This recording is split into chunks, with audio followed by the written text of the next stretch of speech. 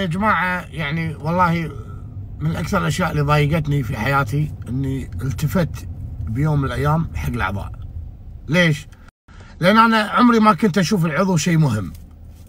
يعني من أيام ما كان يعني أيام كرامة وطن وخبتهم، أنا ما كنت أشوف العضو شيء. يعني أنا بالنسبة لي أنا يعني رأيي كذي مع احترامنا لمسماهم، بس أنا بالنسبة لي العضو نفس المندوب. والله معاملات يفتر على الوزراء يوقع.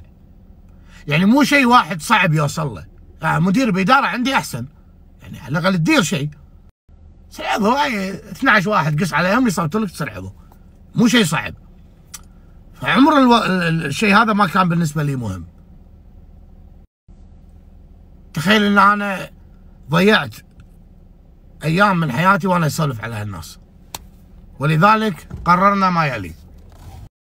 معلش يعني اتمنى ما حد يزعل من كلامي، بس هذا رايي انا اشوفكم كذي. سواء الكلام مو بس عليكم انتوا واللي قبلكم، يعني بالنسبه لي انا العضو كذي. وللامانه انا من شفتكم تردون على الناس يعني بتويتر، تردون على المتابعين، غسلت ايدي منكم. هذا يدل على انكم وايد فاضيين. فمعلش دخلت الناس بطاقه سلبيه كل يوم تحلطم. خلاص قلنا اللي قلناه وتكلمنا والكلام واضح. اللي يبي يفهم، اللي ما يبي يفهم ما يشوف شر. اما عن نفسي انا والله يعني ما يعنوني شيء. انا يا معود تواجهت مع نواب بدواوين بعروس، قسما بالله يختنق لما يشوفني، والله العظيم يختنق. تقول لي انت معود، ريح انت وياهم شوي. من اليوم رايح الحياه فله، ضحك وناسه، ما لنا شغل باحد. لان اكتشفت ان الناس اخر همهم هذه الامور، بالعكس يطلعون يروحون ويهيصون ويستانسون، بعدين يدش ثاني الليل تويتر جاي تحالطم وضحك. انا اللي حارق اعصابي بس على شنو؟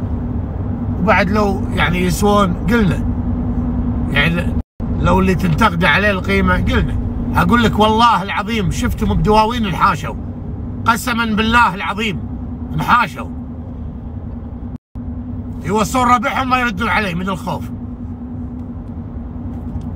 مع انه والله يعني ما سويت شيء. ترى ارد عليه رد عادي، يعني ما سويت شيء، بس يعني عشان تعرف. فمعلش 39,000 صوت 40,000 صوت وقع معاملات. سولف على شيء يستفيدون منه الناس ولا اسولف عنهم؟